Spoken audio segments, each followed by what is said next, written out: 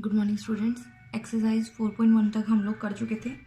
मेरे ख्याल से आप लोगों को वहाँ तक कोई समस्या भी नहीं आई होगी कि सारणिक को कैसे हल करते हैं। हमने इसमें क्या करा था कि 2x2 सारणिक को हम कैसे हल करते हैं और 3x3 सारणिक को हम कैसे हल करते हैं। उसके अलावा हमने ये भी किया था कि अगर हमें दो सारणिक आपस में बराबर दे रखे हैं तो वहाँ से किसी भी कांस्टेंट x, y, z का मान हम कैसे निकालते हैं। जैसे 7th क्वेश्चन था आपका एक्सरसाइज 4.1 का, उसका एक पार्ट मैं करवा चुकी थी, एक पार्ट आप लोगों ने खुद कर लिया होगा। तो एक्सरसाइज 4.1 में समझ रही हूँ कि कंप्लीट हो चुकी है। उसके अलावा जो एक्सरसाइज 4.2 है उसमें से हम सबसे पहले कुछ गुणधर्म हैं सारणिक के, वो डिस्कस करने वाले हैं। तो टॉपिक जिसको आप अपनी नोटबुक में नोट ज़रूर कीजिएगा क्योंकि गुणधर्म बहुत यूज़ होते हैं। तो मैं लिख रही हूँ सारणिक के गुणधर्म।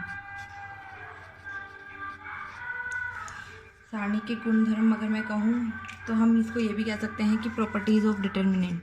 सारणिक को डिटर्मिनेंट कहते हैं, प्रॉपर्टीज़ ऑफ डिटर्मिनेंट्स। ठीक है, तो इसमें जो सबसे पहली प्रॉपर्टी है या सबसे पहला गुणधर्म है, इसको हाईलाइट करके लिखिएगा। उसमें ये कहता है कि अगर आप रोज या कॉलम्स को परस्पर परिवर्तित करें तो हमारा सारणिक एक जैसा रहता है, सारणिक का मान कभी नहीं बदलता। तो हम ये लिख सकते हैं कि पंक्ति या स्तंभों के परस्पर बदलने पर सारणिक का मान एक समान रहता है, का मान एक समान रहता है। परस्पर बदलना, यहाँ पे परस्पर बदलना नहीं कहेंगे, इसको यहाँ पे परिवर्त कहेंगे। परस्पर बदलने वाला मतलब अलग है, परिवर्त मतलब ट्रांसपोज। ट्रांसपोज आप लोग जानते हो, ए डैश, जैसे कि हम डैश निकालते हैं किसी का। तो हमारे पास मतलब अगर हम ए का सारणिक निकाल रहे हैं, ए कोई आव्यूह आपको दिया है, अगर हम उसका सारणिक निकाल रहे हैं और ए डैश का भी सारणिक निकाल रहे हैं तो दोनों के सारणिक का मान हमेशा क्या रहता है, बराबर रहता है। ये चीज़ आप लोगों को क्लियर होनी चाहिए, ये बहुत सिंपल सी बात है। एक उदाहरण ले लेते हैं, चलो। ए हमें दिया हुआ है, आव्यूह दिया है 2 3 1 1, क्लियर है, ये एक आव्यूह दिया है।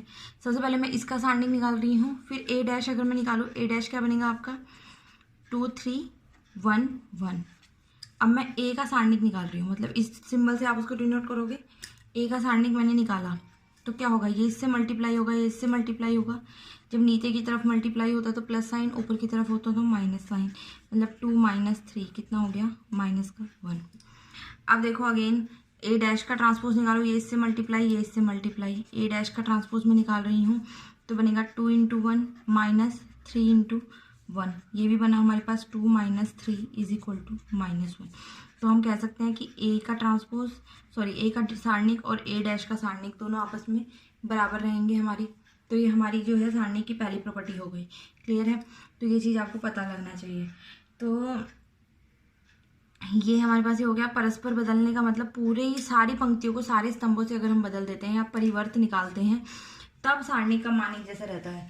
उसके बाद हमारे पास एक, आप लोगों को पता होगा कि एक ये होता है कि हम क्या करते हैं, सारणिक के मतलब मैट्रिक्स के हमने पढ़ा था, मतलब आव्यूह में पढ़ा था कि हम रोज को और कॉलम्स को इंटरचेंज कर सकते हैं, आपस में भी बदल सकते हैं। मतलब R1 को R2 से बदल दिया, C1 को C2 से बदल दिया। जब हम क्या कर रहे थे, इन्वर्स निकाल रहे थे उसका एलिमेंट्री ट्रांसफॉर्मेशन से, प्रारंभिक संक्रियाओं से हम ए इन्वर्स निकाल रहे थे, तो हमने वहाँ पे कुछ संक्रियाएं लगाना सीखा था कि अगर हम R1 को R2 से इंटरचेंज कर रहे हैं या C1 को C2 से इंटरचेंज कर रहे हैं, इस तरीके की जो संक्रियाएं लगाई थी। तो इस केस में जो सेकंड प्रॉपर्टी है हमारी, वो हमें कहती है कि यदि हम दो पंक्ति या स्तंभों को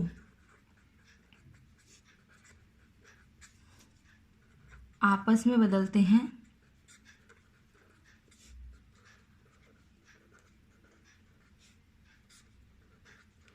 दो पंक्तियां स्तंभों को हम आपस में बदलते हैं तो क्या होता है, डिटर्मिनेंट का साइन बदल जाता है। तो डिटर्मिनेंट का सारणिक का चिन्ह बदल जाता है।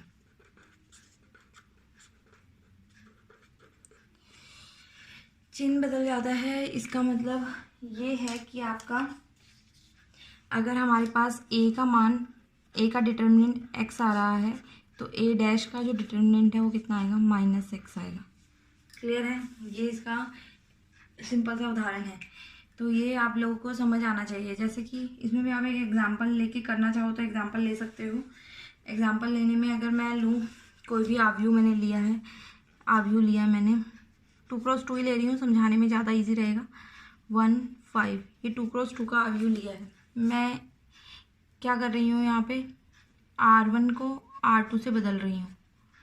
ठीक है, ये A था, तो जो नया मैट्रिक्स आया उसको मैंने C नाम दे दिया।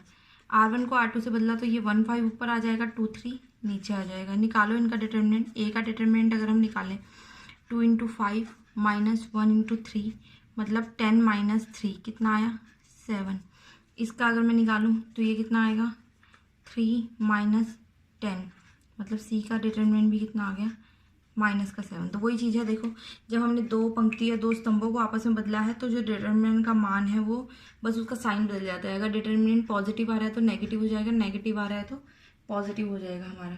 क्लियर है? तो ये हमारे पास जो थी हमारी सेकंड प्रॉपर्टी थी।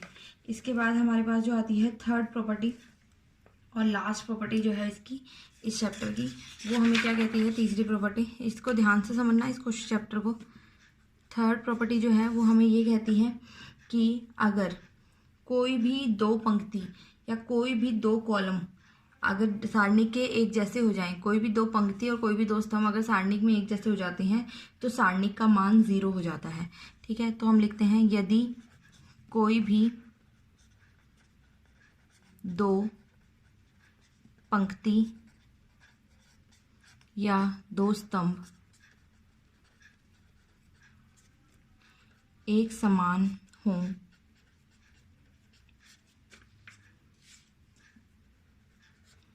तो सारणिक का मान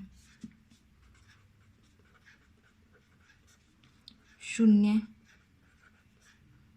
हो जाता है। क्लियर है? अब इसको भी एक उदाहरण से करते हैं। एग्जाम्पल नंबर 8 है आपकी बुक में भी, उसको देख लीजिए। तो एक जैसा ही रहेगा वो।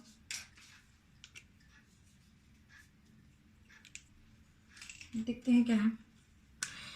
आपको एग्जाम्पल दिया हुआ है, डिटर्मिनेंट को इस साइन से भी रिप्रेजेंट करते हैं, 2 3 3 2 2 3 3 2 3।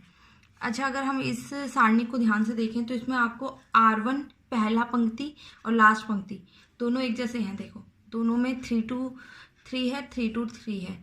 तो हमारी इस गुणधर्म के अनुसार जो है क्या होना चाहिए, इस सारणी का मान 0 होना चाहिए।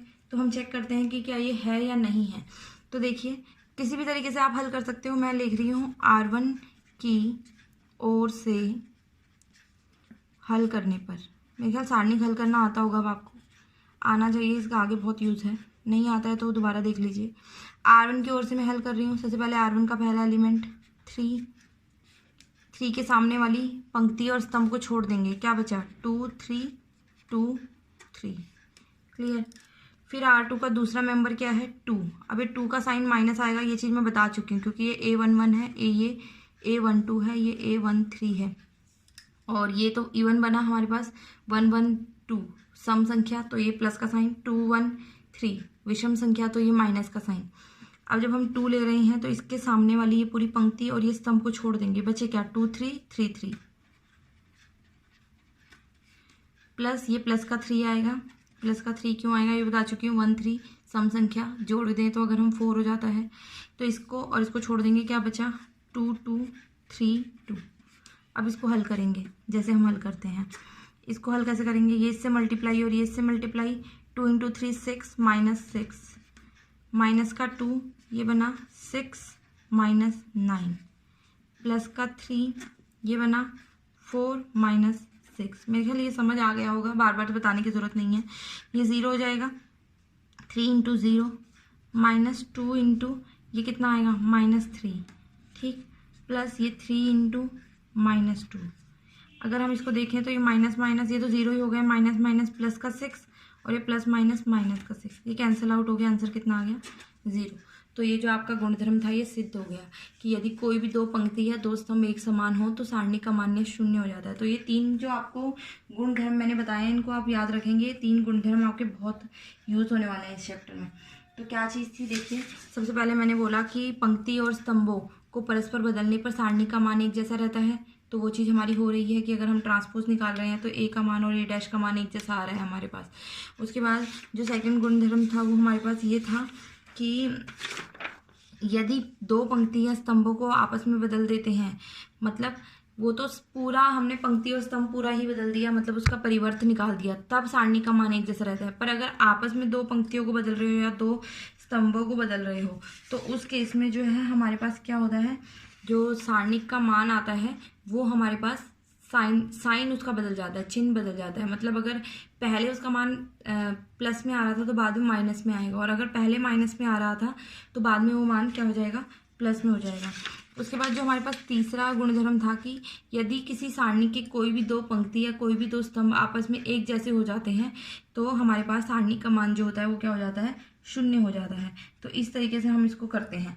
तो इस तरीके से आपके जो ये है क्वेश्चंस जो है वो हो गए हैं काफ़ी हद तक। अब आपको जो है क्वेश्चन स्टार्ट करने हैं। तो क्वेश्चन स्टार्ट कैसे करने हैं वो चीज़ आपको देखनी पड़ेगी। एक चीज़ और भी है, जैसे अगर कोई भी आपका सारणी चल रहा है, ये चीज़ें ध्यान से देखना आप। तो